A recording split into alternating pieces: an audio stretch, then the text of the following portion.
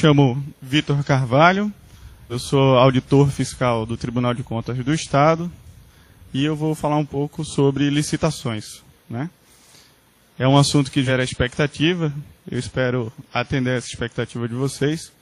É um assunto extenso, então a gente não vai exaurir a matéria, ou seja, a ideia não é ver tudo de licitação, mas passar uma ideia, uma noção geral do tema. A gente vai fazer isso em 2 momentos, então eu vou estar falando 2 horas hoje com vocês. Aí amanhã, no primeiro horário, a gente vai conversar mais 2 horas, e aí logo em seguida um outro colega do tribunal vai falar sobre contratos administrativos, certo? Em razão disso, do tema, eu vou estar passando o conteúdo para vocês, e aí no final eu abro aí um tempo para a gente fazer para perguntas, né, e para dúvidas. Isso não impede que vocês formulem as perguntas enquanto eu falo. Vocês podem passar para o Marlon, o pessoal do interior pode passar aqui para o pessoal da Univir, e aí no final a gente responde isso aí. Um recado aí para o pessoal do interior, que às vezes tem problema com o sinal, e para vocês também, o tribunal ele depois vai estar disponibilizando o vídeo dessa aula e também esse material que a gente vai apresentar aqui. Então, se por acaso o pessoal no interior tiver algum problema de sinal, pode ficar tranquilo que depois tem como pegar a aula. Tá? Então, Jonas.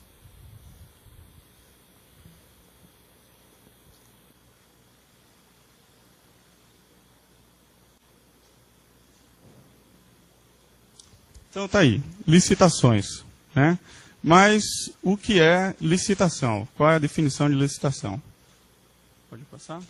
Então, o Tribunal de Contas da União define licitação da seguinte forma. A licitação é o procedimento administrativo formal em que a administração pública convoca, por meio de condições estabelecidas em ato próprio, empresas interessadas na apresentação de proposta para o fornecimento de bens e serviços. E aí é o seguinte, a administração pública, sempre que ela quer comprar um bem, né, contratar um serviço, executar uma obra ou realizar uma alienação, ela o faz, em regra, por meio de licitação.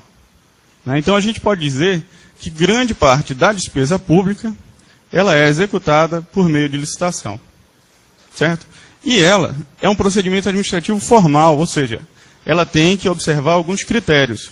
Ela tem que observar um rito formal. Não pode ser feita de qualquer jeito. É como o Marlon falou, o cara não pode simplesmente chegar lá, ligar para o cara e dizer, ó, traz uma carrada de areia aí, bota aqui que depois eu te pago. Não pode ser feito dessa forma. Né? Então essa é a definição que o TCU dá. Pode passar? E aí, essa é uma definição de Marçal Justem Filho. Ele fez um comentário. Ele é um autor muito conceituado na área, é um doutrinador, na verdade. E ele diz o seguinte. Licitação é um procedimento administrativo disciplinado por lei e por um ato administrativo prévio que determina critérios objetivos visando a seleção da proposta de contratação mais vantajosa e a promoção do desenvolvimento nacional com o princípio da isonomia, conduzido por um órgão dotado de competência específica. E aí desse conceito a gente pode tirar os 2 grandes objetivos da licitação. Primeiro é a contratação da proposta mais vantajosa para a administração, né? O contrato administrativo, que vocês vão ver amanhã, é o resultado da licitação. Né? Ao final da licitação, o ideal é que seja firmado esse contrato administrativo. E aí, que seja selecionada a proposta mais vantajosa. E também o princípio da isonomia, que na verdade é o seguinte. Garantir a todos aqueles que queiram contratar com a administração pública que concorram em igualdade de condições. Então o procedimento administrativo, o procedimento licitatório serve para isso. A proposta mais vantajosa e garantir a todos uma participação em igualdade de condições. Certo? Pode passar? E é o seguinte. Da onde vem a obrigação de licitar? Por que a administração pública tem que licitar? E aí nós temos a fundamentação legal. Nós temos uma fundamentação que ela é constitucional e temos também a fundamentação infraconstitucional. Então, na Constituição nós temos lá o artigo 37, inciso 21, e o artigo 22, inciso 27. E a legislação infraconstitucional, você já deve conhecer, a famosa 8666 de 93, que é a lei de licitações, e a 10.520 de 2002, que é a lei que veio instituir o pregão. Certo? Então vamos começar pela fundamentação constitucional, pode passar.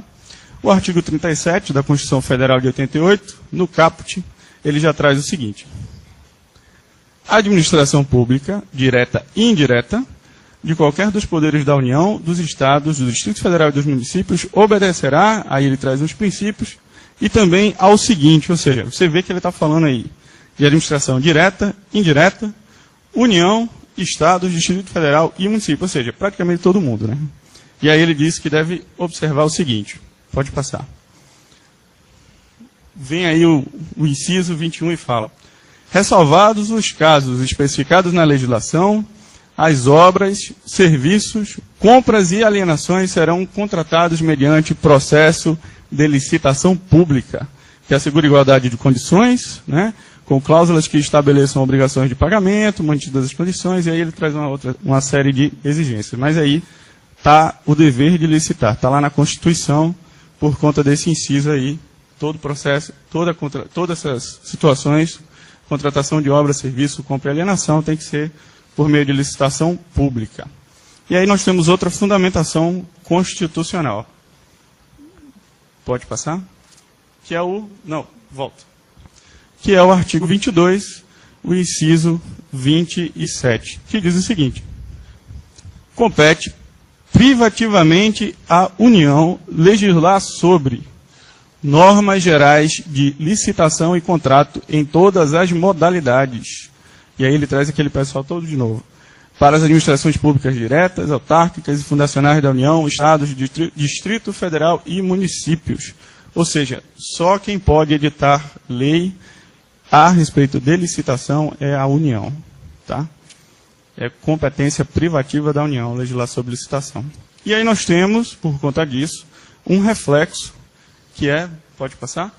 Essa súmula 222 do Tribunal de Contas da União, que diz o seguinte: decisões do Tribunal de Contas da União relativas à aplicação de normas gerais de licitação, sobre as quais cabe privativamente à União legislar, devem ser acatadas pelos administradores dos poderes da União, dos Estados, do Distrito Federal e dos municípios. Ou seja, todas as decisões do TCU em matéria de licitações também devem ser observadas pelos municípios. Certo? E aí vocês vão ver que eu vou trazer, durante a apresentação, muitas manifestações do TCU. Outras súmulas, outros acordos, outros entendimentos por conta disso. Né? O TCU, ele tem esse poder de aplicar suas decisões para todos os entes federados em matéria de licitação. Pode passar? E aí, depois da fundamentação constitucional, nós temos aí a infraconstitucional, que são aquelas duas leis que eu falei. A 866, que é a lei de licitações, ela regula aquele artigo 21 o inciso 21 do artigo 37 da Constituição, e a 10.520, que é a lei do pregão, certo? Bem, já dessa legislação, nós podemos extrair alguns princípios, né? Nós temos aí princípios gerais, e por que gerais? Porque esses princípios eles devem ser observados tanto em matéria de licitação, como também em outras áreas do direito público, e aí o Marlon falou um pouquinho sobre eles com vocês, com propriedade, eu não vou me ater a eles, certo? E pode passar. Nós temos os princípios específicos de licitação. Então, o primeiro deles, princípio da seleção da proposta mais vantajosa. É aquilo que a gente viu, né? É um dos objetivos da licitação que, ao final, seja contratada aquela proposta mais vantajosa. Isso aí tem um reflexo, que é o princípio da ampla concorrência. Né? De que forma nós podemos chegar à proposta mais vantajosa para a administração? Então, pela ampla concorrência. Garantir que todos os interessados possam concorrer. Certo? Depois, nós temos o princípio da vinculação ao instrumento convocatório. E aí, quando eu falo em instrumento convocatório, a gente está falando de edital ou carta convite. Costuma-se dizer, né, que o instrumento convocatório ele é a lei de licitações, ou seja, a administração pública ela não pode descumprir aquilo que está no edital ou na carta convite, salvo dispositivos ilegais.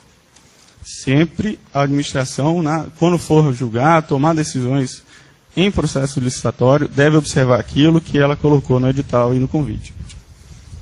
E princípio do julgamento objetivo. Né? Por quê? Isso aí é um reflexo do princípio da igualdade. Se todos devem concorrer em igualdade de condições, você tem que tirar a subjetividade de quem vai julgar. Ou seja, esse julgamento ele tem que estar apoiado em critérios objetivos. Por quê? Aí, independente de quem vai fazer esse julgamento, o resultado será o mesmo.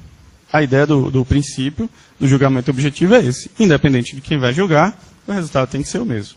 Certo? Então, pode passar? A licitação, ela se divide em duas fases. E aí o estudo da gente vai se dividir nessas duas fases.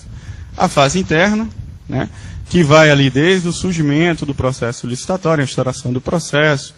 Aí nós temos a caracterização do objeto, estimativa do valor, elaboração do instrumento convocatório. E aí a fase interna termina aí com a publicação do aviso do edital, ou a entrega do convite, que aí inicia a fase externa. Ou seja, durante a fase interna, a licitação está ali só no âmbito da administração pública, né? E aí, a partir da fase externa, não, é quando ela abre para todos os interessados. Então, a gente deve dividir o nosso estudo aí em fase interna primeiro, vamos ver se a gente consegue ver ela hoje, e fase externa posteriormente amanhã, certo? A fase externa, que vai desde a publicação do ato, passando pela abertura da sessão, o julgamento das propostas, e vai terminar lá com a contratação, né, com o contrato administrativo, que vocês vão ver amanhã.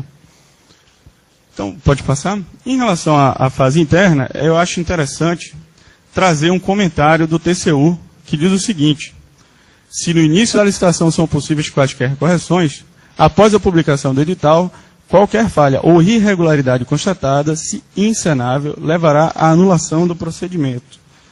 Gente, a melhor oportunidade que a administração pública tem de corrigir eventuais falhas é durante a fase interna.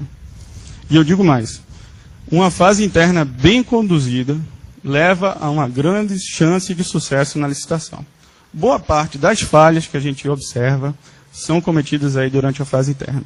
Às vezes, inclusive, a comissão de licitação ou pregoeiro, eles tomam uma decisão errada, cometem uma irregularidade, e quando a gente vai ver, essa irregularidade é reflexo de uma outra que estava lá no edital, ou seja, que foi cometida ainda na fase interna. Então, tenham muito cuidado com essa fase interna, porque ela bem conduzida vai garantir aí o sucesso.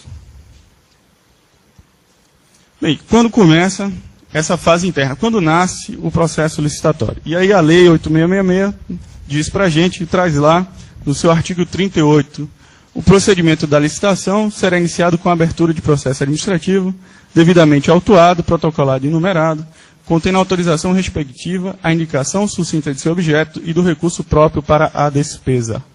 Então, pode passar? Então, você tem lá. A contratação visa, né, atender a necessidade da administração. Então, a primeira coisa que nós temos é a solicitação do setor interessado. Então, por exemplo, um setor lá identifica que ele precisa de material de expediente, né? Ele tem aquela necessidade que precisa ser atendida. E aí ele vai passar essa solicitação, que vai ser analisada e aprovada por uma autoridade competente, e aí logo em seguida nós vamos ter a instauração do processo. Esse processo que precisa ser protocolizado e numerado. E o que significa isso? Protocolizado porque ele deve ter um número específico que identifique esse processo. E numerado porque as folhas do processo, elas devem ser numeradas em ordem, né? E devem ser rubricadas. E deve ser o seguinte também, a gente tem que observar a ordem cronológica dos fatos, né? Então, quando a gente vai fazer a juntada de documentos no processo, sempre que possível, a gente tem que ter o cuidado de o fazer na ordem cronológica dos fatos. Tá? Isso, às vezes, o pessoal entende como um erro formal, e normalmente o é, mas, em alguns casos, né, pode ser configurado como indício de fraude. Tá? Parece uma besteira, mas ocorre em processos licitatórios a retirada de peças de dentro do processo, ou a inclusão de novas peças, e isso pode vir a configurar fraude. Então, tenham cuidado com isso aí também. Pode passar? Bem, a administração viu que tem uma necessidade, que precisa ser sanada, ela fez a solicitação, foi aprovada, está lá instaurado o processo. O que é que a gente precisa agora? A gente precisa saber o que é que a gente quer exatamente contratar, né? Ou seja, vamos caracterizar o nosso objeto. E aí a lei de licitações ela tem 4 situações: obras, serviços, compras e alienações. E aí eu já adianto para vocês que a gente vai se concentrar nesses três aí de cima, que são os mais comuns, né? Obras, serviços e compras. Então, por exemplo, obras. Que tipo de obra eu vou executar? Uma obra rodoviária, uma obra aeroportuária? Serviços. Serviço de limpeza, transporte escolar, a mesma coisa compras, que é material de expediente, medicamentos. Então, a gente vai partir para caracterizar o objeto, certo? Esse é o nosso primeiro passo. E aí, novamente, o TCU tem uma súmula 177, que diz o seguinte: a definição precisa e suficiente do objeto licitado constitui regra indispensável da competição, até mesmo como pressuposto do postulado de igualdade entre os licitantes, do qual é subsidiário o princípio da publicidade, que envolve o conhecimento pelos concorrentes potenciais das condições básicas da licitação. Na hipótese particular da licitação para compra, a quantidade demandada é essencial à definição do objeto do pregão. Ou seja, os licitantes, os interessados, eles precisam saber quais são todas as características do objeto, né? Para que eles tenham mais subsídios para formular suas propostas. E outra coisa importante, uma boa caracterização do objeto também vai ser muito importante para o sucesso dessa contratação. Pode passar? E aí, em alguns casos, a lei pede que a gente observe alguns critérios. Por exemplo, que é o quê? No caso de concorrência, tomada de preços e convite, que vocês vão ver que são modalidades de licitação, quando for para a contratação de obras e serviços, e aí vejam, não são obras e serviços só de engenharia, ele fala serviços em geral, por exemplo, serviços de limpeza, faz-se necessário projeto básico e executivo. O projeto básico, que é um conjunto de elementos com detalhamento suficiente para caracterizar o objeto. Ele vai trazer as etapas, por exemplo, o custo, o prazo. Então, por exemplo, no caso de obras, você vai ter lá quais os serviços que vão ser executados nessa obra, né? Quais as soluções de engenharia que vão ser empregadas, quais as etapas, o prazo e por aí vai. Então, o projeto básico é isso, é um detalhamento mais apurado do objeto. No caso de pregão, que envolve a contratação de bens e serviços comuns, nós vamos ter o termo de referência. Então, sempre que se falar em pregão, que hoje em dia é uma modalidade já muito usada, né? Talvez está se tornando aí a mais comum, nós vamos sempre falar em termo de referência. Pode passar? E aí, o que acontece? Quando o administrador público ele vai caracterizar esse objeto, ele não pode fazer isso ao bel prazer, ele não pode fazer isso de qualquer forma, né? A lei traz algumas proibições. Então, está aí, são vedações durante a caracterização do objeto. É vedado incluir no objeto da licitação a obtenção de recursos financeiros para a sua execução, exceto nos casos de empreendimentos executados e explorados sob o regime de concessão. Então, não pode haver essa situação aí de obtenção de recursos. É vedado incluir no objeto o fornecimento de materiais e serviços sem previsão de quantidades ou cujos quantitativos não correspondem às previsões reais do projeto básico ou executivo. Isso aí, gente, para evitar, por exemplo, a administração pública vai licitar uma obra, né? E aí ela diz lá no objeto que ela está prevendo executar 100 quilômetros de pavimentação asfáltica. E aí uma empresa lá que não tem capacidade para executar isso aí, não vou participar que eu não tenho condição. Quando a gente vai executar a obra, na verdade a administração só precisava de 20 quilômetros de pavimentação e aquela empresa que ficou de fora, ela tinha condição de executar aquele serviço. Então você retirou da competição um potencial contratante, certo? Potencial contratado, desculpe. É vedado também incluir no objeto bens ou serviços sem similaridade, indicação de marcas, características ou especificações exclusivas, salvo nos casos que for tecnicamente justificável. Por que isso? Porque nós não podemos direcionar a licitação, né? Como tem que haver ampla concorrência, você não pode determinar que seja comprado um material, por exemplo, de uma marca específica, certo? Isso aí é até muito tranquilo de se entender. Mas aí você tem aqui características ou especificações exclusivas. Isso aí é aquela situação, né?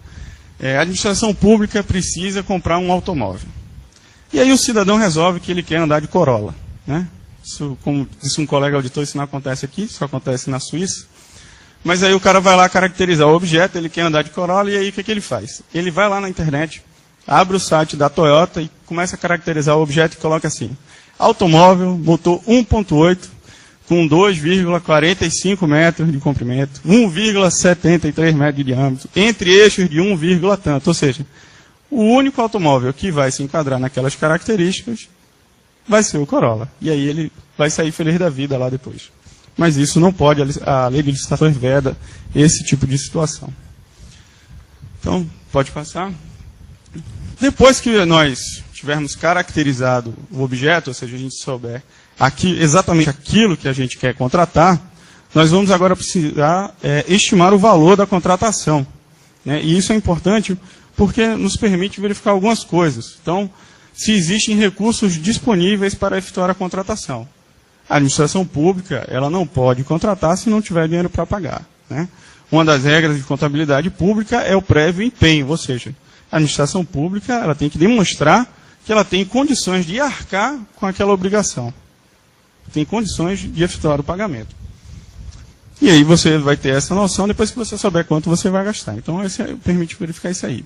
Depois, permite verificar por meio de qual modalidade a licitação será processada, ou, quando for o caso, será realizada a contratação direta, que são os casos de dispensa e inexigibilidade que nós vamos ver amanhã. E permite também estabelecer um parâmetro objetivo para o julgamento das propostas. Esse é, talvez, o principal parâmetro utilizado, né? Quando nós vamos fazer a contratação, normalmente o julgamento é feito com base no valor das propostas apresentadas. Certo? Pode passar. E aí, o valor do objeto é o seguinte. Nós temos que observar o seguinte ainda. A estimativa do valor da contratação deve ser precedida de ampla pesquisa de mercado, a qual deve ser juntada ao processo. E aí, mais na frente, eu vou dizer o que seria ampla pesquisa de mercado. No caso de obras e serviços, a estimativa deve ser detalhada em planilhas que expressem a composição de todos os custos, ou seja, isso aí deve fazer parte do projeto básico, né? Deve estar tudo lá detalhadinho em planilha, para a gente poder fazer essa composição de custos. E esses valores podem ser obtidos também em sistemas de registro de preços, ou fixados por órgão oficial competente. Por exemplo, nós temos aí o SINAP, que é o Índice de Preços da Construção Civil, que é mantido pela Caixa Econômica, né? Temos o CICRO, que é mantido pelo DENIT, que são as obras rodoviárias. Temos o CEMED, que é a Câmara de Regulação de Medicamentos, que é vinculada à Anvisa.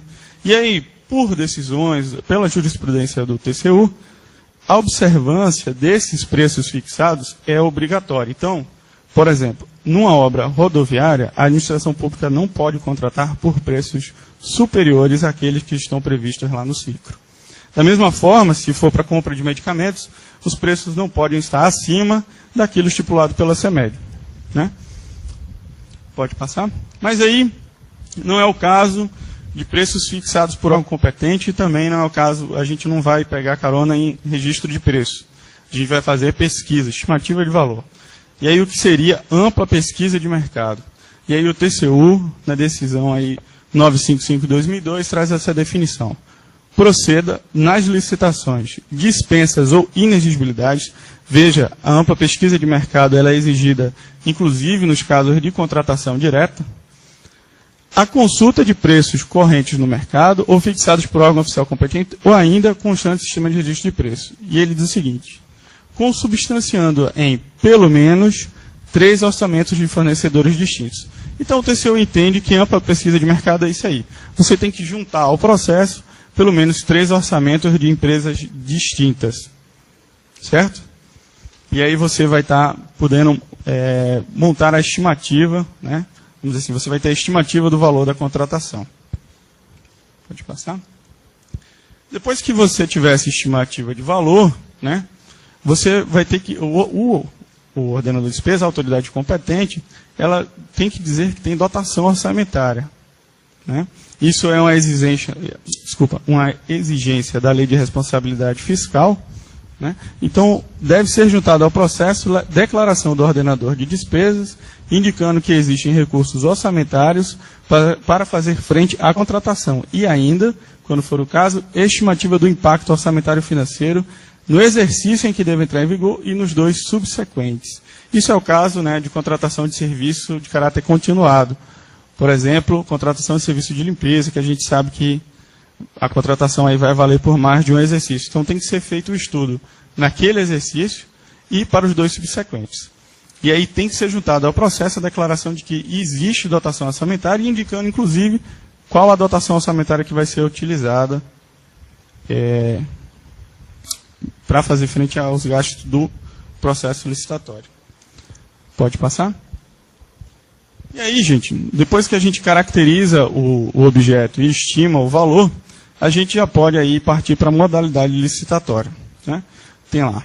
A partir do momento que forem definidas as características do objeto e o valor estimado, é que é possível escolher a modalidade da licitação ou, quando for o caso, optar pela contratação direta. Só que aí, pode passar, Jonas? Antes de falar de modalidade, é interessante a gente fazer a classificação da licitação em razão de algumas características, porque, inclusive, às vezes há uma certa confusão sobre esses conceitos aí.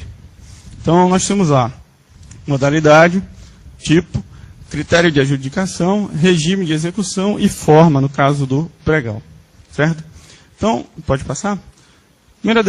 Primeira diferença que a gente tem que fazer é entre modalidade e tipo. Às vezes o pessoal se confunde, né? Pensa que uma coisa é outra e tal. Modalidade tem a ver com o procedimento que vai ser adotado. Já o tipo, não. O tipo tem a ver com o critério de julgamento. Então, pode passar. Nós temos aí modalidade: concorrência, tomada de preços, convite, concurso, leilão e pregão, ou seja, são as modalidades licitatórias. Já o tipo, nós temos o critério de julgamento, que é melhor preço, que é o mais comum, melhor técnica, técnica e preço, e maior lance, que aí no caso são os leilões, né? São feitos por maior lance. Pode passar? Além desses 2 conceitos que tem que ser feita essa diferenciação, nós temos também aí o critério de adjudicação, que pode ser por item ou por lote. Nós temos o regime de execução, que pode ser empreitada por preço global, empreitada por preço unitário ou empreitada integral. E aí o que é isso? Isso cabe no caso de obras e serviços, né? A gente pode fazer uma empreitada por preço global, e quando você contrata uma obra por preço certo e total, é o caso, por exemplo, de uma pavimentação de uma rua, né? Você vai contratar aquela obra naquele valor total.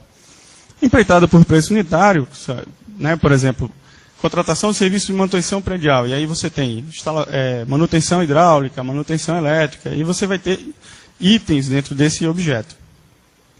E a empreitada integral, que a situação é mais ou menos o seguinte: imagine que a administração pública ela precisa construir uma hidrelétrica, né? Não adianta contratar, por exemplo, só a execução da barragem. A hidrelétrica envolve toda uma outra infraestrutura. Então, é contratada a empreitada integral. E aí a empresa vai executar ali desde a construção da barragem, a contenção do lago, a construção da subestação, ou seja, ela vai executar todas as obras e serviços necessários para que essa hidrelétrica entre em operação. Então aí, nesse caso, nós temos uma empreitada integral. E a forma? No caso, a forma, ela se aplica somente ao pregão, né? Nós vamos ter a forma presencial e a forma eletrônica, que hoje em dia, como eu disse a vocês, o pregão já é bastante utilizado. Então, fazendo essa distinção aí, nós vamos passar para a escolha da modalidade. Então, para escolher a modalidade, a gente vai levar em conta 2 critérios.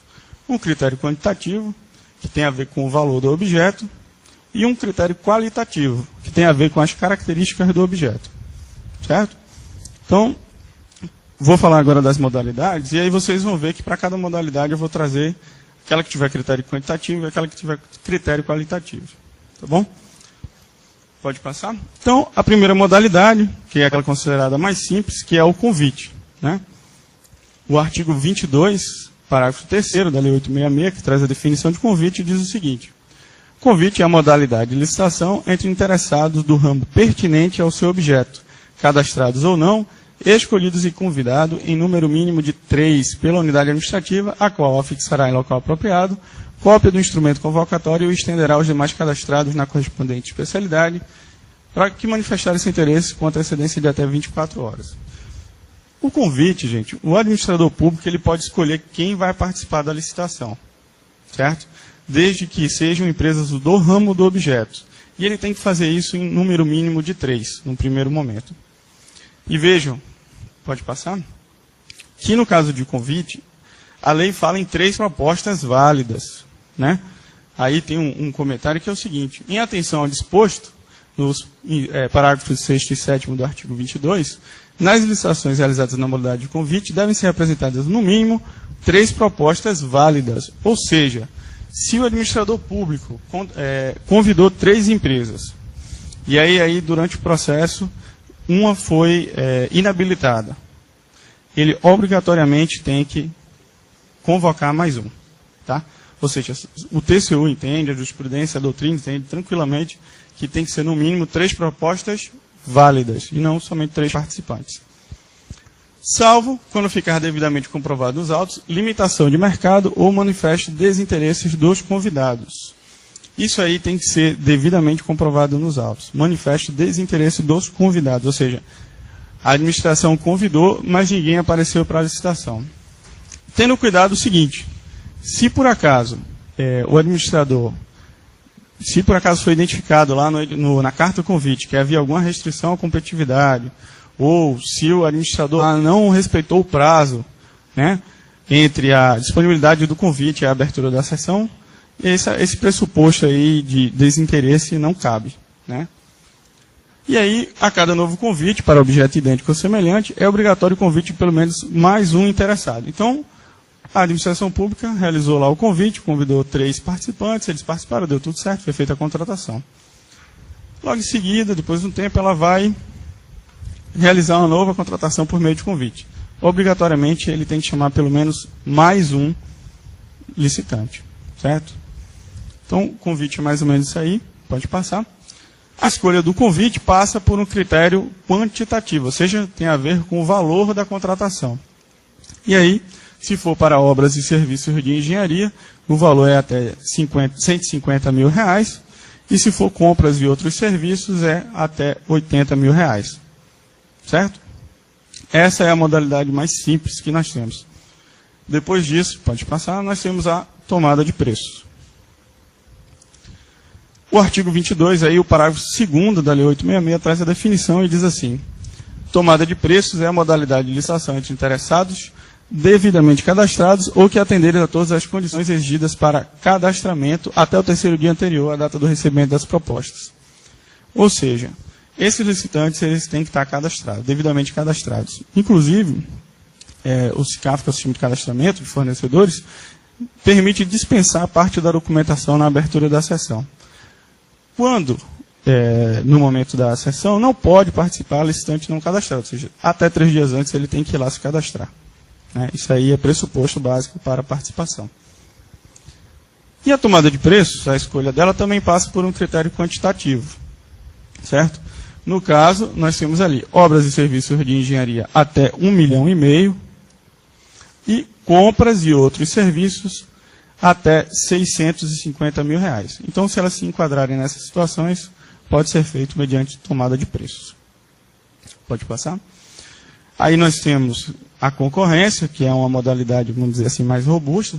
No artigo 22, parágrafo 1º, diz o seguinte: é a modalidade de licitação entre quaisquer interessados que, na fase inicial de habilitação preliminar, comprovem possuir os requisitos mínimos de qualificação exigidos no edital. No caso da concorrência, a escolha passa tanto por critério quantitativo, como também por critério qualitativo. Então, pode passar aí. Critério quantitativo, que no caso é o valor do objeto, nós temos aí obras e serviços de engenharia acima de 1,5 milhão. E, no caso de compras e outros serviços, acima de 650 mil reais. Então, assim, aquilo que passar daqueles valores deve ser processado por concorrência. Lembrando que a Lei 866 não obriga, por exemplo, uma compra de valor menor, o administrador utilizar, por exemplo, tomada de preço. Então, sempre que couber convite e tomada de preço, cabe concorrência. E sempre que couber convite, cabe tomada de preço. Então, por exemplo, uma contratação de uma obra lá, de 200 mil reais, pode ser feita por concorrência. Isso fica a critério do administrador. Tá? Pode passar? E aí nós temos os critérios qualitativos para a escolha da concorrência. Quais são? No caso de compra de bens imóveis, sempre será realizada concorrência. Alienação de bens imóveis, ressalvados os casos de dispensa, a gente vai ver que o artigo 17 lá, em algumas situações, ele prevê a dispensa de licitação, né? Quando não, essa alienação deve ser feita por meio de concorrência. Venda de bens móveis quando o valor isolado ou globalmente for superior a 650 mil. Por quê? Porque até 650 mil a gente vai utilizar o leilão, né? Passando disso aí a gente vai utilizar a concorrência. Concessão de direito real de uso e as licitações internacionais. Então, essas situações aí deve ser utilizada a modalidade de concorrência. Tá bom? Então, pode passar. Temos o concurso, que é o artigo 22, parágrafo 4º, é a modalidade de licitação entre quais interessados para a escolha de trabalho técnico, científico ou artístico, mediante a instituição de prêmios ou remuneração dos vencedores, conforme critérios constantes de edital, publicado na imprensa oficial, com antecedência mínima de 45 dias. Então, sempre que a gente for contratar trabalho técnico, científico ou artístico, a gente vai fazer por concurso, né? E é também por concurso público que a gente ingressa, né, nos quadros permanentes da administração pública. Então, o concurso, ele atende somente a um critério qualitativo, não tem a ver com valor, né? É a escolha de trabalho técnico, científico ou artístico, como eu falei para vocês. Depois, nós temos aí o leilão, que está lá no parágrafo 5º também do artigo 22. E ele diz o seguinte: leilão é a modalidade de licitação entre quaisquer interessados para a venda de bens móveis inservíveis para a administração ou de produtos legalmente apreendidos ou penhorados, ou para alienação de bens imóveis previstas no artigo 19. A quem oferecer o maior lance igual ou superior ao valor da avaliação. Então, pode passar, Jonas. O leilão também passa por um critério qualitativo, ou seja, tem a ver com a característica do objeto. Nesse caso, nós temos aí, venda de bens móveis inservíveis para a administração, quando o valor isolado globalmente for de até 650 mil, porque acima desse valor tem que ser concorrência. Venda de produtos legalmente apreendidos e alienação de bens imóveis cuja aquisição haja derivado de procedimentos judiciais ou da ação em pagamento. Então, esses são os critérios de escolha para o leilão. Pode passar? Então, nós vimos as 5 modalidades que são previstas lá na Lei 866. E aí temos também o pregão, que foi instituído pela 10.520. E diz o seguinte: pregão é a modalidade de licitação realizada exclusivamente para a contratação de bens e serviços comuns, independente do valor estimado para a sua contratação, entre interessados do ramo de que trata o objeto da licitação, que comprove possuir os requisitos mínimos de qualificação exigidos no edital. E a disputa é feita em sessão pública por meio de lances, na forma presencial ou eletrônica. Então, pode passar? A escolha do pregão, ela passa por um critério qualitativo, ou seja, sempre que a administração for contratar bens e serviços comuns, independente do valor, certo? E aí, qual é a definição de bens e serviços comuns? Pode passar. Está lá, a Lei 10.520 fez isso, trouxe essa definição logo no começo, quando disse o seguinte: artigo 1º, parágrafo único. Consideram-se bens e serviços comuns, para os fins e efeitos deste artigo, aqueles cujos padrões de desempenho e qualidade possam ser objetivamente definidos pelo edital, por meio de especificações usuais no mercado. Então, esses são os pressupostos para ser considerado como bens e serviços comuns.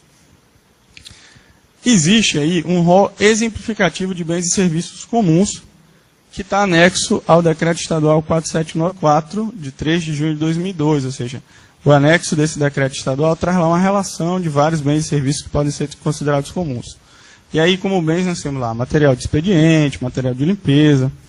Como serviço, a gente tem serviço de limpeza, serviço de transporte, uma série de quem quiser dar uma olhada para fins de exemplo, está lá anexo ao decreto 4794. Tá?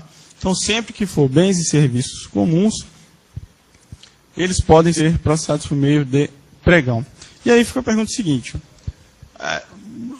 fica fácil ver que no caso de obras de engenharia, nós não podemos contratar por meio de pregão. Mas aí, e serviços de engenharia? No primeiro momento, a gente pode pensar que não.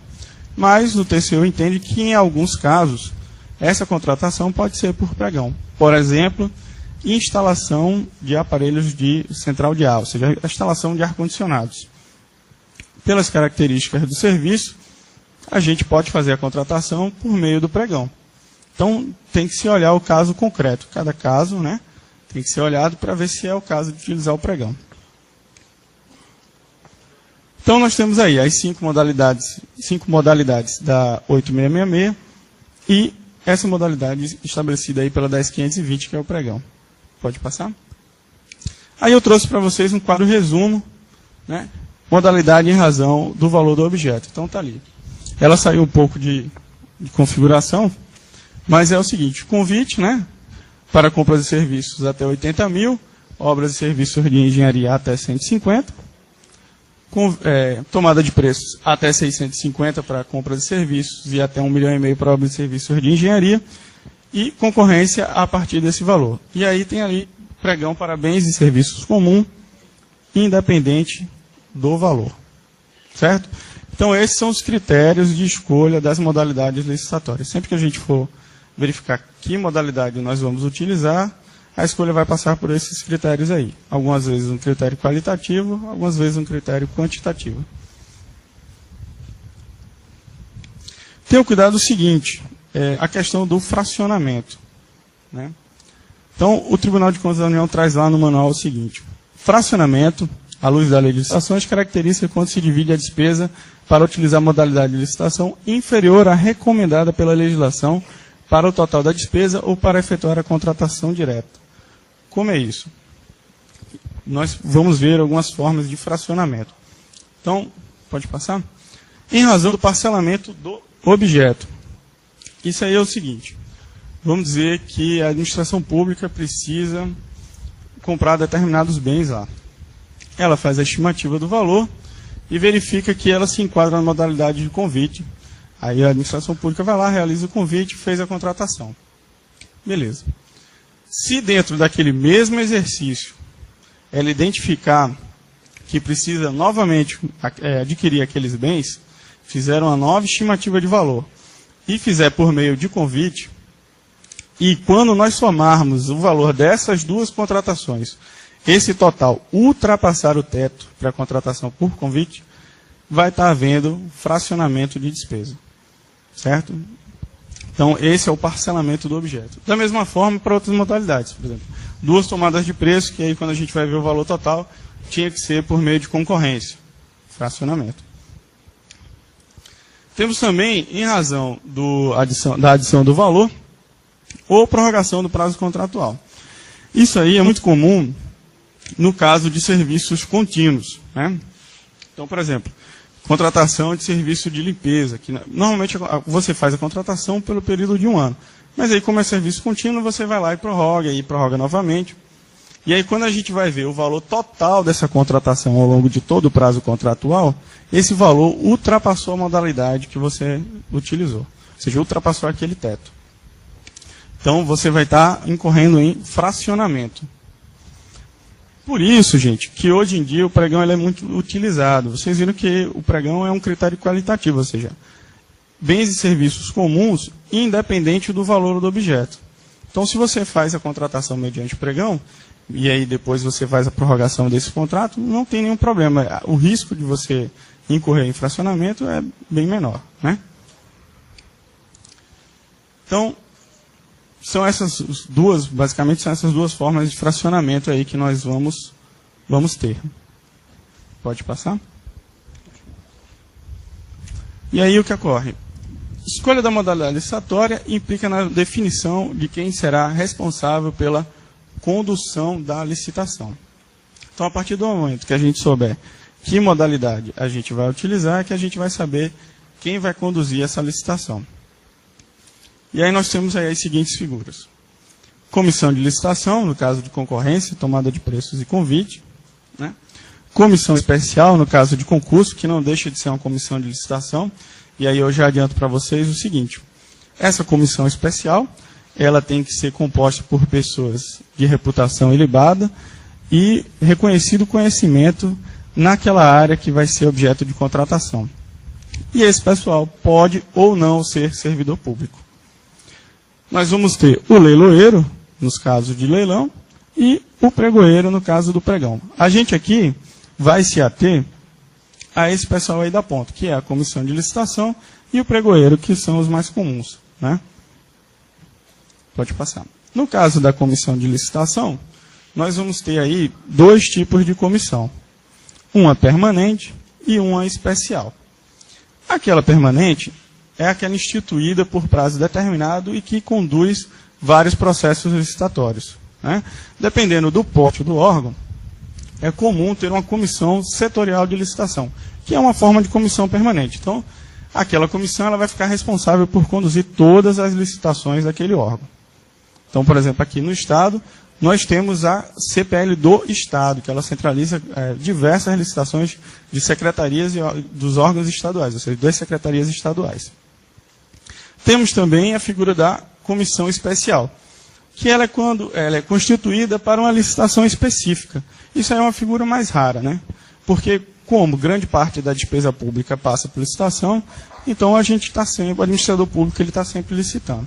Mas pode ocorrer de ter que fazer uma licitação específica lá, por conta da complexidade do objeto, ou do momento, e aí ele nomeia lá uma comissão especial que vai conduzir aquela licitação em específico. Então, vamos lá. Composição da comissão de licitação. A comissão de licitação ela é constituída, no mínimo, de 3 membros, sendo pelo menos 2 deles servidores qualificados pertencentes aos quadros permanentes dos órgãos da administração responsável pela licitação. Ou seja, 2/3 desse pessoal tem que ser efetivo.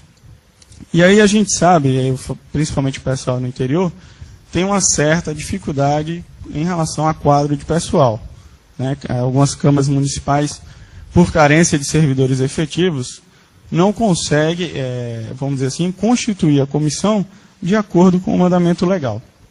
Mas aí eu dou um recado para vocês, que a conselheira mandou passar, que é o seguinte: o Tribunal de Contas vai cobrar que a comissão de licitação apresente essa composição de, no mínimo, que no mínimo 2/3 sejam servidores efetivos. Então, assim, identificando a necessidade, o administrador público ele tem que realizar concurso. E no caso da comissão, 2/3 devem ser pertencentes aos quadros permanentes. Então, o Tribunal de Contas vai cobrar isso aí de vocês. Certo? Volta lá, por favor. A investidura dos membros da comissão não poderá exceder a 1 ano. Né? Normalmente você faz a designação daquele pessoal lá para ficar por 1 ano. E é vedada a recondução da totalidade de seus membros. E aí a lei fala só em totalidade. Então, para o período seguinte, você pode, por exemplo, reconduzir 2/3 da comissão. Não tem problema nenhum. Desde que você não reconduza todos os integrantes que faziam parte daquela comissão anterior. Certo? Então, está aí o artigo 51, parágrafo 3º da Lei 866. O que é que ele diz? Os membros das comissões de licitação responderão solidariamente por todos os atos praticados pela comissão, salvo se posição individual divergente estiver devidamente fundamentada e registrada em ata lavrada na reunião que tiver sido tomada a decisão. Ou seja, todo mundo que faz parte da comissão responde. Se a comissão, porventura, vier a cometer alguma irregularidade, todo mundo responde de forma solidária. Salvo se aquela pessoa que discordou daquela determinação deixar isso devidamente registrado na ata. E aí a gente fala de ata da abertura da sessão ou ata de julgamento das propostas, normalmente. Então, se não tiver lá, não adianta depois, mas eu não concordei. Não interessa. Se não tiver deixado registrado, já era. Tá?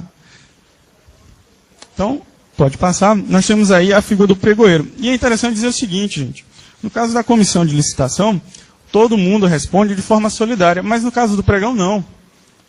A equipe de apoio não responde junto com o pregoeiro. Somente quem responde, quem pode ser responsabilizado, é o pregoeiro. E aí, ele é responsável pela condução do processo, deve ser servidor público, ele pode ser efetivo ou não, tá? Não é obrigatório que seja efetivo.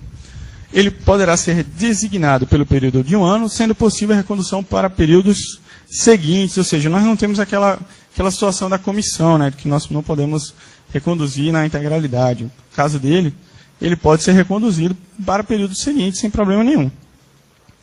E ele será auxiliado por equipe de apoio, que deverá ser formada, na maioria, por servidores ocupantes de carga efetiva ou emprego da administração pública, de preferência do quadro permanente do órgão ou entidade que promover a licitação. Vejam, no caso da equipe de apoio, a composição dela deve ser, em sua maioria, de servidores efetivos. E aí ele fala no final aí, que de preferência tem que ser do órgão que está conduzindo a licitação, porque não obrigatoriamente, né? Às vezes você pode montar uma equipe de apoio de outro órgão. Dependendo da complexidade da licitação ou uma situação assim, você pode pegar pessoal de outro órgão, mas de preferência que seja daquele órgão que está conduzindo a licitação. E aí, os pregoeiros e os integrantes da equipe de apoio devem possuir conhecimento técnico sobre o objeto licitado, certo? Eles devem entender daquilo que eles estão licitando. Pode passar? E aí, nós caracterizamos o objeto, estimamos o valor da contratação, definimos a modalidade, e por conta da modalidade nós descobrimos lá quem vai conduzir. Chega a hora, então, de elaborar o instrumento convocatório, que, no caso, é a lei da licitação pública, né? Costuma-se dizer, né, que o edital, a carta convite, é a lei da licitação pública. Então, a administração, ela não pode, como eu disse a vocês, ela não pode descumprir de forma alguma o que está lá no edital, no convite, salvo se for dispositivo ilegal. E existe essa diferença aí, né? No caso de concorrência, tomada de preço, concurso, leilão e pregão, nós vamos ter o edital. E no caso do convite, às vezes o pessoal diz assim, não, mas o instrumento convocatório é o convite. Não, a modalidade é convite. Um instrumento convocatório é a carta convite. Né? Nós vamos ter que ter essa diferenciação aí. Pode passar? Então, está aí. Se uma fase interna bem conduzida contribui de forma significativa para o sucesso da licitação, pode-se dizer que a elaboração de instrumento convocatório e seus anexos representa o momento mais importante dessa fase. Por quê? Porque é o momento, como se diz, né? É o momento que você vai elaborar a lei do processo licitatório. Então, você tem que ter toda uma série de cuidados para que esse instrumento convocatório ele seja bem elaborado. Porque é ele, quando for dado publicidade, ou no caso da carta de convite, quando for entregue lá aos licitantes, é ele que vai estabelecer todas as regras do processo. É ele que vai estabelecer os critérios de habilitação, os critérios de julgamento das propostas, vai trazer a caracterização do objeto. Então, tudo isso tem que ser feito com muito cuidado. Isso aí pode-se dizer, então, que isso aí é o passo mais importante da fase interna. Certo? E aí, pode passar? A respeito da elaboração do instrumento convocatório, temos mais um comentário aí do manual do Tribunal de Contas da União, que diz o seguinte: é vedado aos agentes públicos estabelecer condições que comprometam, restringam ou frustrem o caráter competitivo da licitação, ou ainda preferências ou distinções em razão da naturalidade, da sede ou do domicílio dos licitantes ou de qualquer exigência impertinente ou irrelevante para o objeto do contrato. Vejam, um dos princípios é a ampla concorrência. Então, nós não podemos colocar lá no edital, na carta convite, nenhuma situação que restrinja essa competitividade, certo? E entram aí as distinções, como ele colocou aí, de sede, domicílio e tudo. E também não podemos colocar lá nenhuma exigência que seja irrelevante, ou seja, tudo aquilo que tiver lá como requisito tem que ser pertinente. Tem que estar condizente com o objeto que será contratado.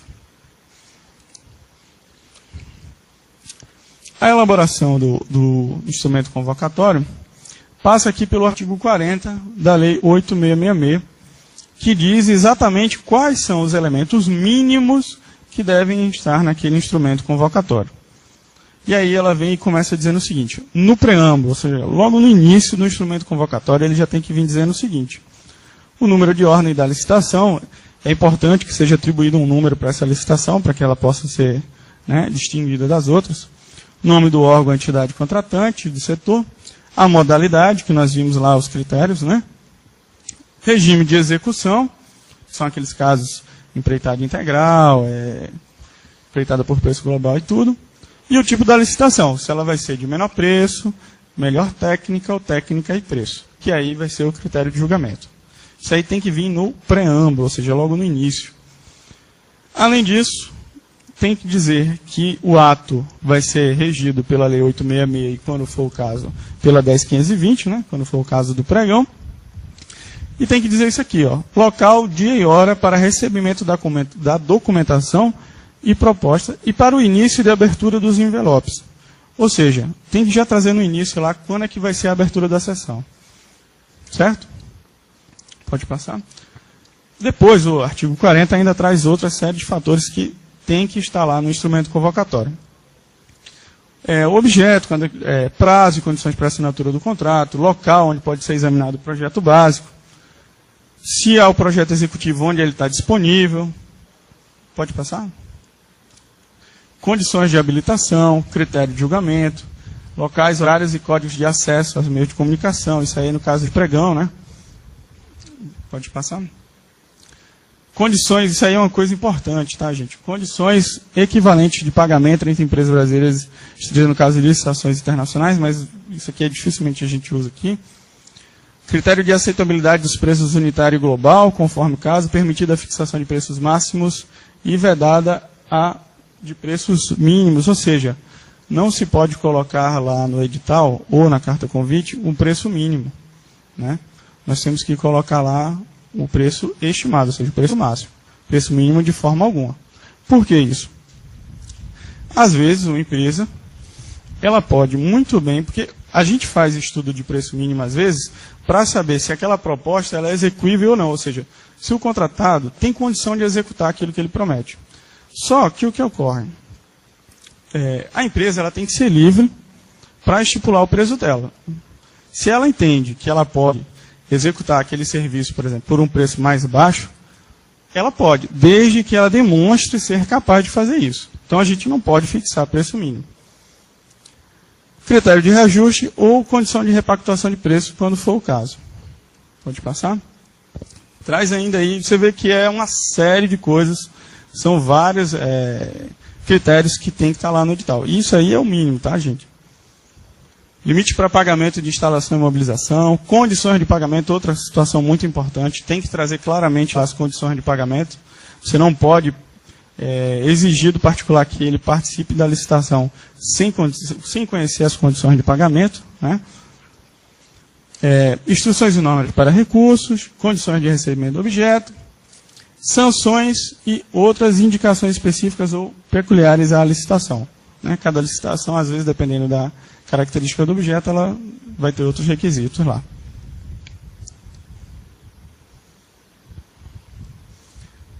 E aí tem o seguinte, o TCU diz o seguinte: a restrição à competitividade causada pela ausência de informações essenciais no instrumento convocatório é causa que enseja a nulidade da licitação. Então, por isso, que embora seja um pouco chato, aquele rol de coisas que tem que estar lá no instrumento convocatório, ele tem que ser observado. Por quê? Se o tribunal entender que houve restrição à competitividade, porque a administração pública deixou de informar algum daqueles critérios lá, o processo licitatório ele vai ser anulado. Tá? Ou mesmo a administração, se ela identificar depois que incorreu nessa falha, ela tem que anular. E aí, nós, vamos dizer, elaboramos o instrumento convocatório, né? Elaboramos aí o edital ou a carta convite. E aí a minuta do edital ela tem que ser analisada pela assessoria jurídica da administração. Então, isso é uma condição, certo? Faz parte do processo. Essa análise ela tem que constar dos autos, certo? Não basta só ser feita a análise, ela tem que constar dos autos. E diz o seguinte: no caso de convite, a legislação dispensa a aprovação da respectiva minuta. Ou seja, nos casos de convite, que é aquela modalidade mais simples, não precisa a assessoria jurídica analisar, não. Mas aí o que ocorre é o seguinte: devendo ser analisada, porém, a minuta de contrato decorrente, ou seja, não confundam. No caso de convite, a assessoria jurídica não precisa analisar. Mas a minuta do contrato, que vai ser firmado com o licitante, essa sim tem que passar pela análise da assessoria jurídica. Tá? E aí é o seguinte: o Tribunal de Contas da União admite, em alguns casos, a responsabilização do parecerista jurídico. Porque, via de regra, gente, o parecerista jurídico ele não pode ser responsabilizado. Tá? O parecer que ele faz lá não obriga o gestor a agir da forma como ele entende. Ou seja, o gestor ele tem autonomia para dizer: não, eu não entendo dessa forma e vou fazer de outro jeito. Certo? Então, por conta disso, via de regra, o parecerista jurídico ele não pode ser responsabilizado. Mas, em alguns casos, o tribunal entende sim que ele pode ser responsabilizado. Normalmente, quando essa tese, né, quando você analisa essa tese, ela é ilegal e não está apoiada ou na doutrina ou na jurisprudência. Né? Ou seja, não é uma tese defensável, vamos dizer assim. E aí, se ela contribuiu de forma significativa para a incorrência da falha, da irregularidade, o tribunal entende sim que esse parecerista pode ser responsabilizado. Certo? Então, temos aí o fim da fase interna. Vou aproveitar que a gente ainda tem tempo, vou falar um pouco já da fase externa, e aí depois eu abro para as perguntas que vocês tiverem. Certo? Então, até ali a análise do instrumento convocatório, nós estávamos ainda na fase interna da licitação. Certo? A partir do momento que ocorre a publicação do edital ou a entrega da carta convite, nós já vamos estar aí na fase externa. Então, a fase externa tem início com a divulgação do instrumento convocatório por meio da publicação do edital ou da entrega da carta convite, e aí vai terminar lá pela contratação, ou seja, passa aí pela abertura da sessão, julgamento das propostas, né, fase recursal e termina lá com a contratação. Pode passar? Então, considerando que a fase externa tem início com a publicação, né, ou a entrega dessa carta convite, isso aí, a lei estipula que nós temos que observar alguns prazos mínimos. Né? Então, por exemplo, concorrência, quando for do tipo melhor técnica, técnica em preço, ou quando o regime de execução for empreitada integral. Esse edital, ele deve ser publicado com antecedência mínima de 45 dias. Tá? Nos demais casos, a antecedência mínima é de 30 dias. Tomada de preços. Aí nós temos, nos casos de melhor técnica e técnica em preço, o prazo mínimo é de 30 dias. Nos demais casos, o prazo é de 15 dias. Certo? Pode passar? E aí nós temos o seguinte, convite, 5 dias úteis. Por quê? Porque o convite, além de ser entregue ao licitante, ele também deve ser afixado no mural do órgão da administração pública e em lugar de visibilidade. Então, isso aí tem que ser feito com antecedência mínima de 5 dias. E veja que nos demais, aqueles casos anteriores, a lei fala só em dias. E aí ele fala em dias úteis, ou seja, tem que ter essa atenção de que no caso de convite são dias úteis. O pregão são 8 dias úteis também, não são dias corridos. E nós temos aí leilão, 15 dias, e concurso, 45 dias. Então, assim, esses prazos devem ser observados. Pode passar? Mas, e aí está aí o convite.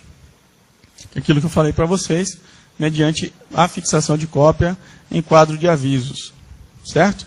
Contudo, o que pode ocorrer? Se a administração pública entender que ela quer, vamos dizer assim, ampliar o rol de concorrentes, dar maior publicidade ao convite, nada impede que ela faça a publicação da carta convite na imprensa oficial ou em jornal de grande circulação. Então, mesmo que seja convite, uma contratação de um valor reduzido, se a administração quiser, para que participem mais empresas, ela pode publicar isso. Não tem problema nenhum. E aí, de que forma é feita essa publicação? Né? A gente viu os prazos, mas isso aí também tem que atender a uma forma de publicação. Então, nós temos lá, no Diário Oficial, no caso aí de concorrência, tomada de preço, concurso e leilão. Certo? Nós temos lá, no Diário Oficial da União, quando envolver recursos federais, né, ou quando for órgão ou entidade da administração pública federal. Ou seja, sempre que for órgão ou entidade federal, tudo bem. Mas, no caso de municípios, se a licitação for realizada e parte da licitação for custeada com recursos federais, é obrigatória a publicação no Diário Oficial da União. Certo? Diário Oficial do Estado, licitação realizada por órgão ou entidade da administração pública estadual ou municipal. Veja, a lei fala que no caso do ente ou órgão ser da administração pública estadual ou municipal, como é o caso de vocês aqui, deve ser feita a publicação no Diário Oficial do Estado. Em relação a isso aí, gente, a doutrina ela não é pacífica, tá? Tem gente que entende que sim, tem que ser publicado no Diário Oficial do Estado. Tem autor que entende que não, que a publicação no Diário Oficial do município já supre essa necessidade, tá? Mas isso depende muito do caso concreto. Por quê? Porque isso aí visa respeitar o princípio da publicidade, ou seja, da ampla concorrência, ou da ampla divulgação. Se o Diário Oficial do município alcança, né, vamos dizer assim, grande parte desse público-alvo, como é, por exemplo, aqui o Diário Municipal da gente, que a gente sabe que a capital representa, é parcela significativa, vamos dizer assim, da população do Estado, então eu entendo, aí é uma opinião minha, que essa publicação do Diário Oficial do município supre essa necessidade. Já nos casos em que o município, por ser muito pequeno, não tem, vamos dizer assim, um diário oficial do município, às vezes não tem, ou às vezes esse diário municipal não tem muita divulgação, nesses casos, né, é interessante que se faça a divulgação no Diário Oficial do Estado, para que mais concorrentes possam tomar conhecimento potenciais concorrentes possam tomar conhecimento dessa licitação. E aí, isso tem que ser publicado também em jornal de grande circulação no Estado e também, se houver, em jornal de circulação no município ou na região onde será executado o objeto da contratação, ou seja, jornal de grande circulação. E aí, principalmente para o pessoal que está no interior, eu trago a seguinte situação. Você vai lá, faz a publicação no Diário Oficial do Estado, né? E aí faz a publicação num jornal, vamos dizer assim, um município aqui do interior, faz a publicação no Diário Oficial do Estado e faz a publicação também num jornal. Mas esse jornal não é distribuído lá no município. Ou seja, ele não é distribuído na região onde será executado o objeto da contratação. As empresas que existem lá não vão tomar conhecimento, provavelmente não vão tomar conhecimento dessa licitação. Aí eu pergunto a vocês, atendeu ao princípio da publicidade? Não, né, gente? Não atendeu ao princípio da publicidade. É interessante que o jornal onde seja divulgado o aviso circule naquele município. Senão, não tem como o pessoal saber que a licitação foi aberta. Pode passar? E aí, no caso de pregão, nós vamos ter duas situações a respeito da divulgação. Uma presencial e outra eletrônica. No caso do pregão presencial, depende do valor. Então, por exemplo, então vamos lá. Valor estimado, até R$160 mil, certo? Tem que ser publicado no Diário Oficial do respectivo ente federado. Vejam, aí o pregão não fala em Diário Oficial do Estado, da União, não. Ele fala Diário Oficial do respectivo ente. E na internet. No caso do pregão presencial, vocês vão ver que é sempre facultativa a divulgação na internet.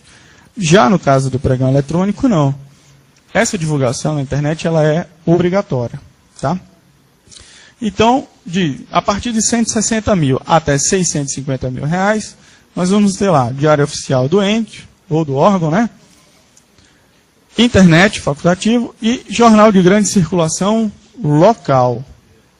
Nós vamos ter a obrigação é que seja publicado num jornal mais local. Já quando o valor for acima de 650 mil, além daquelas duas situações, o diário oficial do ente federado e internet, a gente vai ter aí jornal de grande circulação regional ou nacional. Ou seja, passando de 650 mil reais, isso aí vai ter que ser divulgado num jornal de circulação regional ou nacional.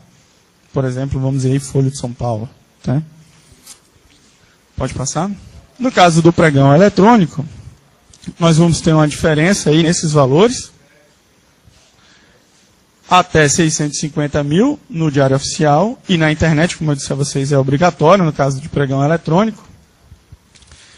E a partir de 650 mil e até 1.300.000, além dessas duas exigências, nós vamos também o jornal de grande circulação local. E no caso de bens e serviços comuns, cujo valor seja acima de 1.300.000, vamos ter lá diário oficial, internet e também jornal de grande circulação regional ou nacional. Tá? Essas são as formas que tem que ser feita a divulgação do edital. Pode passar? Então, deixa eu ver aqui a hora. Vamos falar aqui da fase impugnatória. Está lá no artigo 41, parágrafo 1º. O que ocorre? Foi feita a divulgação do edital, foi entregue a carta convite. A partir desse momento, está aberta a fase... uma coisa que eu esquecendo e é importante. A partir de quando começa a contar o prazo? Por exemplo, divulgação no Diário Oficial e publicação em jornal de grande circulação. O prazo passa a contar daquele ato que for praticado por último. Ou seja, primeiro foi publicado no Diário Oficial e posteriormente foi publicado no jornal de grande circulação. O prazo passa a contar a partir daquele momento em que houve a publicação do jornal. Da mesma forma, se o Diário Oficial vier depois, o prazo passa a contar a partir dali. Certo? Foi feita a divulgação do edital, ou então foi entregue a carta convite, abre-se a fase impugnatória. Por quê? O artigo 41, parágrafo 1º, diz lá o seguinte: qualquer cidadão é parte legítima para impugnar edital de licitação por irregularidade na aplicação desta lei, devendo protocolar o pedido até 5 dias úteis antes da data fixada para a abertura dos envelopes de habilitação, devendo a administração julgar e responder à impugnação em até 3 dias úteis, sem prejuízo da faculdade prevista no parágrafo 1º. Ou seja, qualquer cidadão, a partir do momento, como eu disse a vocês, a partir do momento da publicação, aí outras pessoas têm acesso a essa licitação, e aí qualquer cidadão, se ele verificar qualquer irregularidade, ele pode ir lá e protocolar um pedido dizendo, não, isso aqui tem que ser corrigido, isso aqui está irregular. Desde que isso seja feito até 5 dias úteis antes da data fixada. E, caso seja protocolado isso aí, a administração pública ela tem 3 dias úteis para responder. E aí a lei diz o seguinte ainda: sem prejuízo dessa faculdade prevista no parágrafo 1º do artigo 113. E o que é que diz esse dispositivo legal? É isso aí importante. Pode passar. Vejam bem.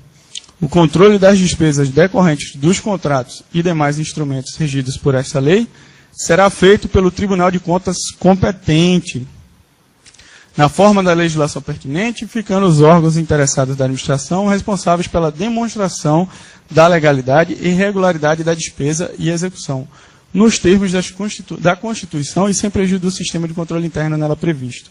E o parágrafo 1º vem e diz o seguinte: qualquer licitante, contratado ou pessoa física ou jurídica poderá representar o Tribunal de Contas ou aos órgãos integrantes do sistema de controle interno contra irregularidades na aplicação desta lei para os fins dos dispostos neste artigo. Ou seja, o cidadão identificou a irregularidade lá, ele peticionou para a administração pública. Isso não impede que ele faça uma representação lá no Tribunal de Contas, de forma alguma. Qualquer contratado, licitante, pessoa física ou jurídica, pode ir lá formalizar uma representação no tribunal.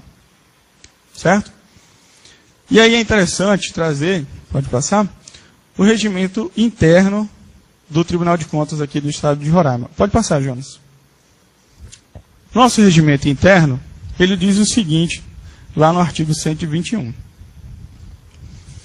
O tribunal, julgando ilegais ou irregulares os atos que trata este capítulo, bem como os procedimentos licitatórios, assinará prazo para que o responsável adote as providências necessárias ao exato cumprimento da lei, fazendo ainda indicação dos dispositivos a serem obedecidos. Ou seja, é competência do tribunal isso aí. Se não atendido o disposto no caput deste artigo, o tribunal determinará a sustação do ato impugnado, comunicará a decisão à Assembleia Legislativa ou às câmaras municipais e aplicará ao responsável as multas previstas. Certo? Então, em particular, ele pode formalizar uma representação lá no tribunal e o tribunal pode resolver analisar, auditar essa licitação e se ele vê alguma irregularidade, ele pode tomar essas medidas aí, inclusive com a aplicação de multa. Certo? Então, pode passar. Republicação do ato convocatório. Isso aí é o seguinte. Foi feita lá uma impugnação ou a própria administração identificou que tem uma irregularidade no ato convocatório. Né? Isso aí tem que ser corrigido. A partir do momento que isso é corrigido, tem que haver a republicação do ato convocatório. Então tem lá o acórdão 502 do TCU. Qualquer modificação no edital exige divulgação pela mesma forma que se deu o texto original, reabrindo-se o prazo inicialmente estabelecido. Exceto quando, inquestionavelmente, a alteração não afetar a formulação das propostas nos termos do artigo 21, parágrafo 4º da Lei 866, aplicada subsidiariamente ao pregão, ou seja, isso se aplica ao pregão também. Então, nos casos em que for feita a republicação do ato, deve-se dar pela mesma forma, ou seja, diário oficial, internet, no caso do pregão, jornal de grande circulação, e tem que ser respeitado aquele prazo. Dependendo da concorrência, 30 dias, pregão, 8 dias úteis, tem que se reabrir todo o prazo novamente. Não pode a administração desrespeitar esse prazo aí, se houver a republicação. Certo? Pode passar? Bem, são 11h30. A gente vai parar por aqui no caso de habilitação e julgamento das propostas. Eu vou falar disso amanhã. E aí eu vou abrir agora um período para a gente responder as perguntas. Inclusive, acho que se tiver algumas perguntas para o Marlon também, acho que não tem problema nenhum, ele pode voltar aqui e responder. Não sejam tímidos, por favor, podem perguntar. Em relação à proposta, 3 propostas válidas. Se for, por exemplo, uma compra direta, há necessidade para fazer 3 propostas válidas? Compra direta? Ou só uma proposta já sana?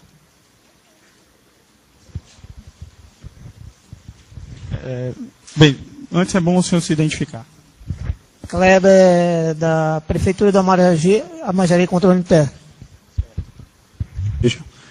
Quando eu falo em 3 propostas válidas, eu estou falando em convite. Né? Então, assim, a obrigação de se ter 3 propostas válidas é somente nesse caso. O senhor falou em contratação direta. Contratação direta é outra situação. Né? Aí eu não entendi bem.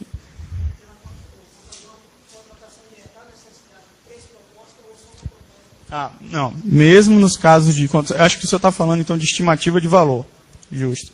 Não, tem que ter as 3 propostas no mínimo, tá? Tem que haver ampla pesquisa de mercado. E aí, mesmo nos casos de dispensa e inexigibilidade, para haver ampla pesquisa, tem que ser no mínimo 3 propostas.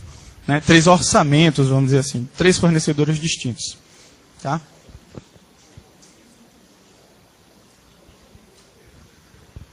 Mais perguntas, gente? Podem perguntar.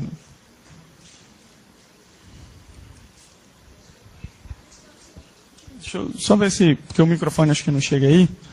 Tem um microfone? Deixa ele só pegar o microfone ali.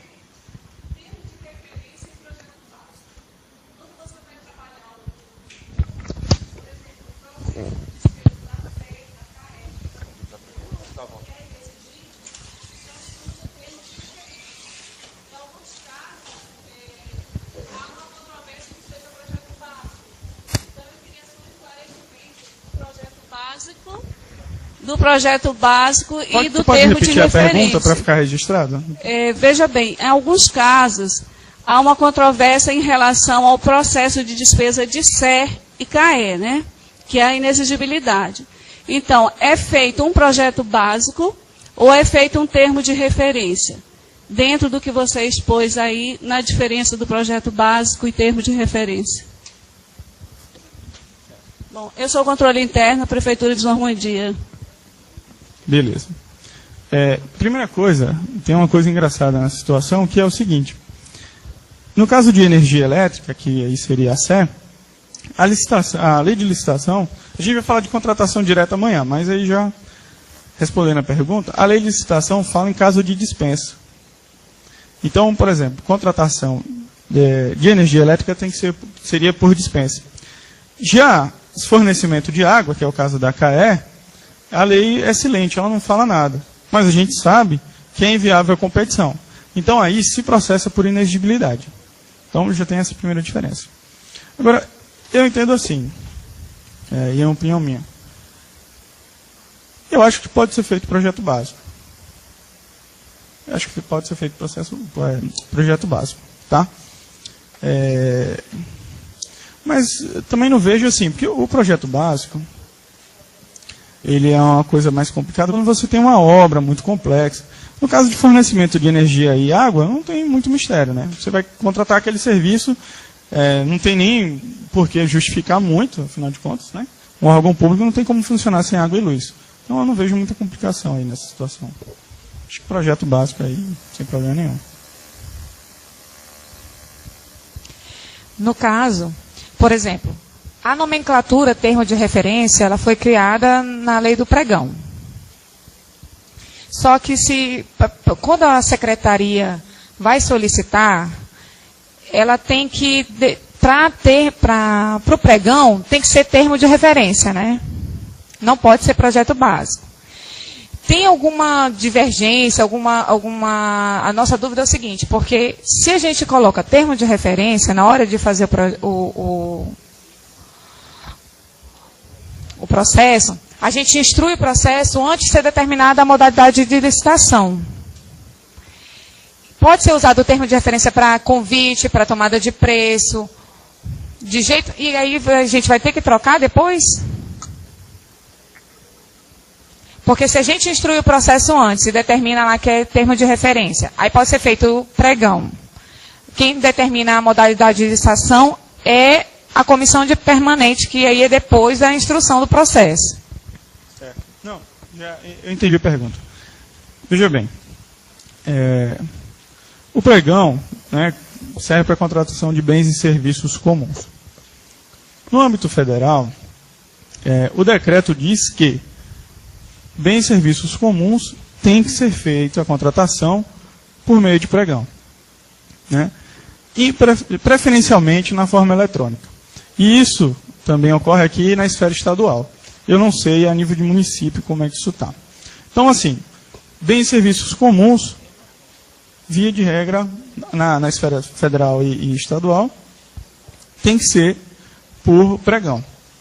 Então, assim, acho que você começa pela caracterização do objeto, né? Eu não sei como é que está, a legislação municipal, mas você começa pela caracterização do objeto. Então, assim, você viu que é bem e serviço comum, você vai utilizar pregão, independente de valor.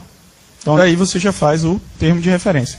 É porque, às vezes, em recurso próprio, a gente está usando também pregão. Não, tudo bem. Então, recurso próprio, recurso é seu. É isso que eu digo, eu não sei se existe um decreto no município lá que obrigue o uso do pregão, certo? Mas eu acho assim, por ser uma modalidade mais nova e que, assim, ela permite uma maior competitividade, né, porque os licitantes vão dar lances, eu acho que você tem que começar pelo pregão. E aí você caracteriza o objeto. Foi bem serviço comum, você faz mediante pregão. Não é o caso. Aí, quando você estiver caracterizando o objeto, você já sabe que vai ter que fazer projeto básico. Porque vai ser concorrência, tomada de preço ou convite. Acho que não foi claro. Fala. É porque a gente não decide, a secretaria, no caso, não decide qual a modalidade que vai ser, né? Entendi. Quem decide é a comissão. E às vezes eles preferem que seja pregão. E aí a gente depois, por exemplo, se a gente coloca aqui projeto básico, depois vai ter que alterar para termo de referência só a nomenclatura? Essa é a dúvida. Entendi. Não, nesse caso eu acho que você tem que começar pelo termo de referência, né? E aí, se entenderem de forma diferente, aí sim, tem que ser alterado para o projeto básico.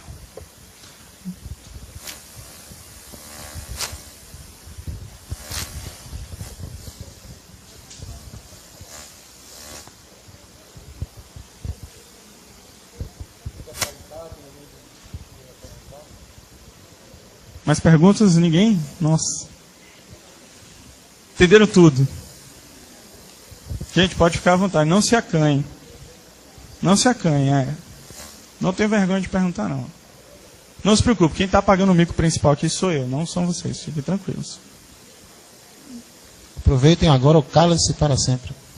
Aproveitem agora o cálice para sempre.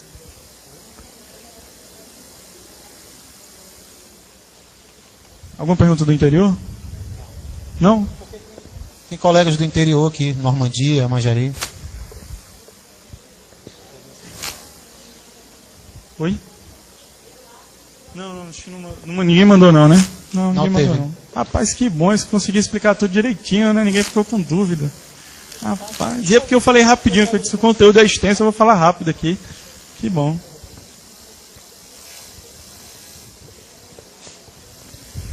Bem, sendo assim, como disse o Marlon, cálice para sempre. Então, vamos fazer o seguinte. Então, a gente falou aí do surgimento do processo licitatório lá no início da fase interna, né? A instalação do processo, a caracterização do objeto, estimativa do valor, aí depois você escolhe a modalidade. Depois de escolher a modalidade, você vai ver quem vai conduzir essa licitação. Essa comissão de licitação espregoeira tem que atender alguns requisitos. Aí depois você passa pela elaboração do instrumento convocatório, análise do parecerista jurídico, elaboração, finalização, vamos dizer assim, desse instrumento convocatório, publicação e fase de impugnação. Até aí, transcorreu tudo bem. Não tem nada de errado com o instrumento convocatório, deu tudo certo, ninguém impugnou. Chegou uma pergunta. Só lembrando, pessoal, rapidinho, antes de irem embora, por gentileza, entreguem a folha de frequência e a avaliação, tá ok? Pode deixar ali com a doutora Esther.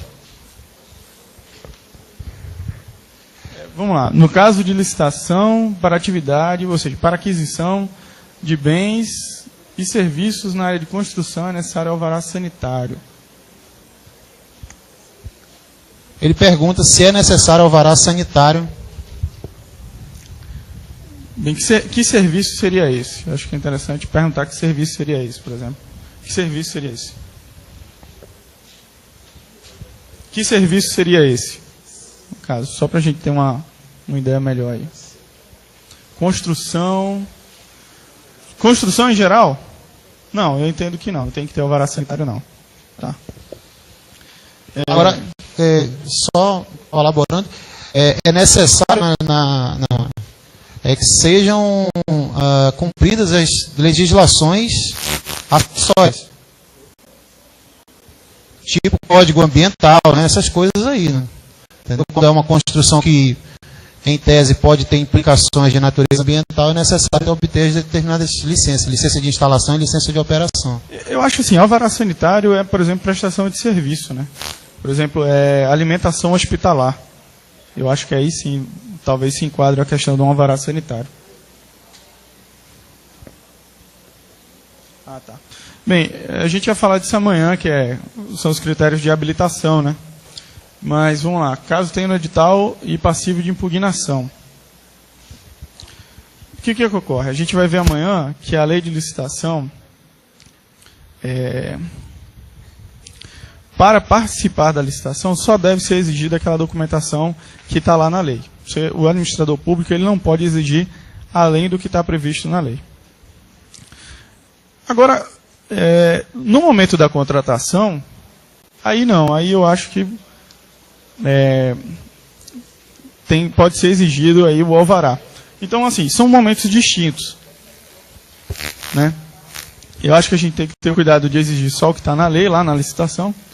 E aí sim, quando for efetuar a contratação, a gente pode exigir aí mais coisas do licitante. Só licença. Bom dia, Rogério Nivi.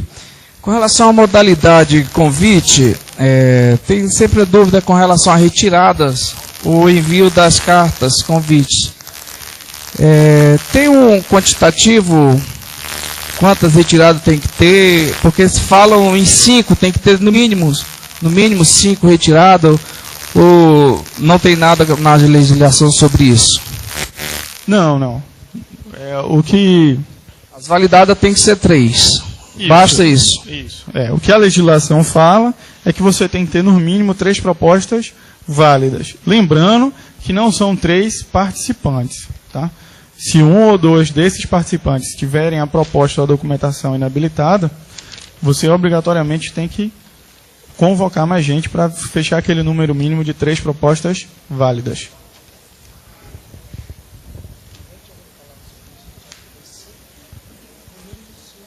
Bem, tá aí. Queríamos saber se as empresas que foram... Bem, só pela ordem... Respondi a pergunta? Então, o município de Pacaraima está perguntando o seguinte. Nós queríamos saber se as empresas que foram feitas pesquisa de preço, elas podem ser convidadas para participar da carta convite. Pode. Não tem nada na legislação que proíba a participação desse pessoal aí. Não tem problema nenhum. Você pode pedir o orçamento delas 3, né, para ter como base lá na sua estipulação do valor, e pode convidá-las. Mas, assim, é aquela história, né, gente? A ideia é contratar propostas mais vantajosas. Então, sempre que você puder convidar mais empresas para participar, melhor, né? Mais perguntas?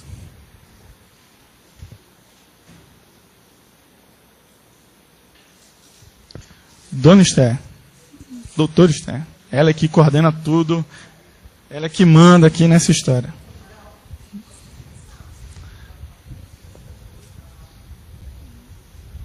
Bem, vou esperar mais um pouquinho para ver se alguém toma coragem de perguntar, né? Mas aí senão...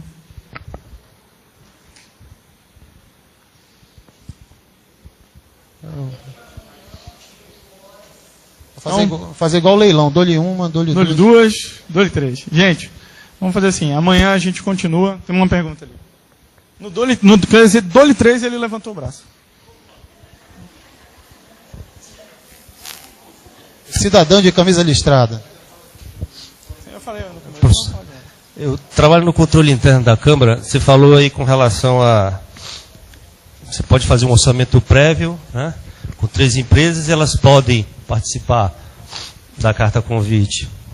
E a carta convite normalmente ela é já não é tão recomendada, né, dentro da administração pública. Você acha que dessa forma você não pode criar um sistema de conluio entre as empresas? Porque tem um caráter sigiloso das propostas, e lá na frente elas são as mesmas que vão participar. Veja bem,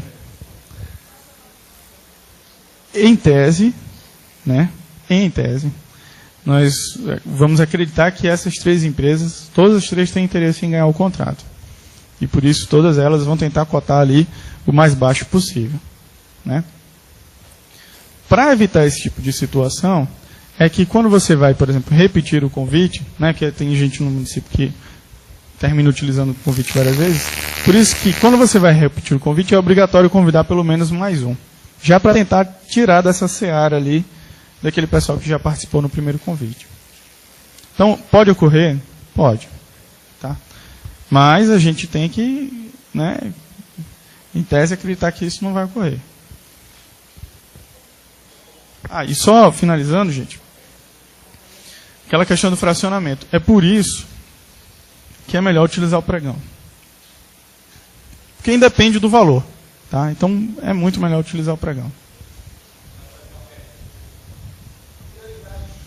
A nível de esclarecimento.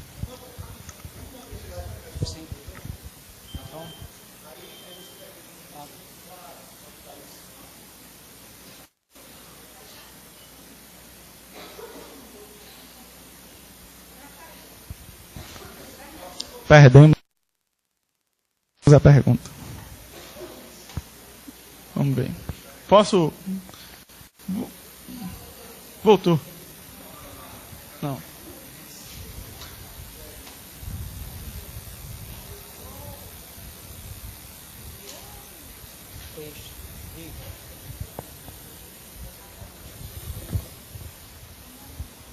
Bem, vamos. Imagina o pessoal do Cantar está perguntando assim: caso o valor da obra seja ultrapassado pela assinatura de algum aditivo, tem que ser publicado no Diário Oficial?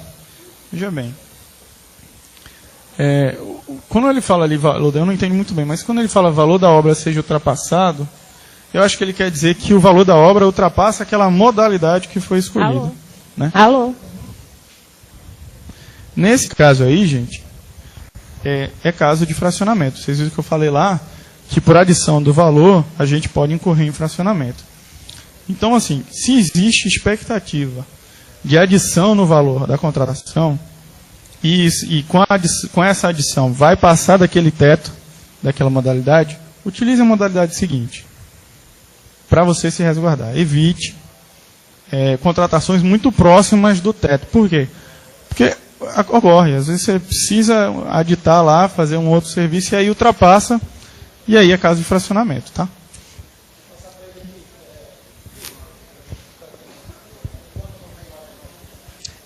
Para esclarecimento, você falou do preâmbulo que para iniciar o projeto ou o termo de referência, tem que ir lá indicar, no caso, o que você deseja. Como embasamento, um texto citando a 10.520, todo ele, termo de referência, eu posso usar ele como dispensa, tendo o valor de dispensa, mas usando essa redação de termo de pregão, citando que eu quero pregão? Bem, deixa eu ver. Você, na hora de caracterizar o objeto, você fez termo de referência. Né? E aí você vai fazer uma dispensa, vamos dizer assim, por conta do valor.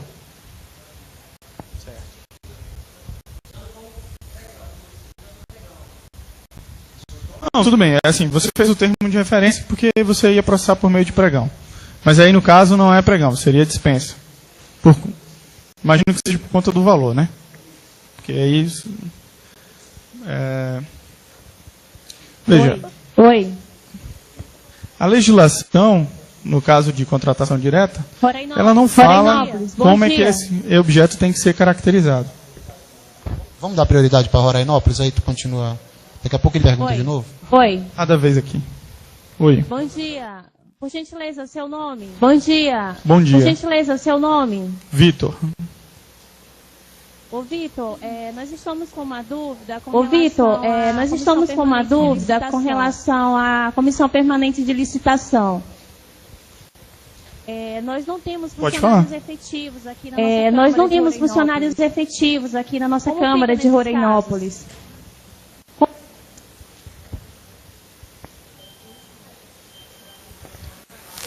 Como fica nesse caso? Está cortando o áudio, né? Gente, é aquilo que eu falei para vocês. A gente sabe dessa dificuldade que existe no interior em relação a quadro de pessoal. Mas a regra para ingressar no serviço público é concurso. Então, assim, se o gestor identifica que ele tem uma necessidade de pessoal, ele tem que fazer o concurso. E aí ele tem que designar a comissão naquela composição que a lei determina. E é como eu disse a vocês, o tribunal ele vai cobrar que esse dispositivo seja observado. Tá? Ou seja, tem que fazer concurso público mesmo. Tem que colocar pessoal efetivo, concursado, e esse pessoal tem que fazer parte, pelo menos, de 2/3 da comissão. Tá bom?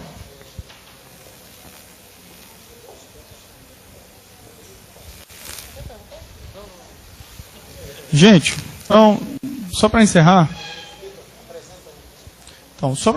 amanhã, no primeiro horário, a gente vai falar mais um pouco de licitação. Eu espero que vocês fiquem menos acanhados para perguntar amanhã. E aí, depois do intervalo, a gente vai ter contratos administrativos, e aí quem vai falar é o colega aqui, o Antônio, que também é lá do tribunal. E aí, com certeza, ele vai passar o assunto para vocês com muita propriedade. Tá bom? Obrigado pela atenção de vocês hoje.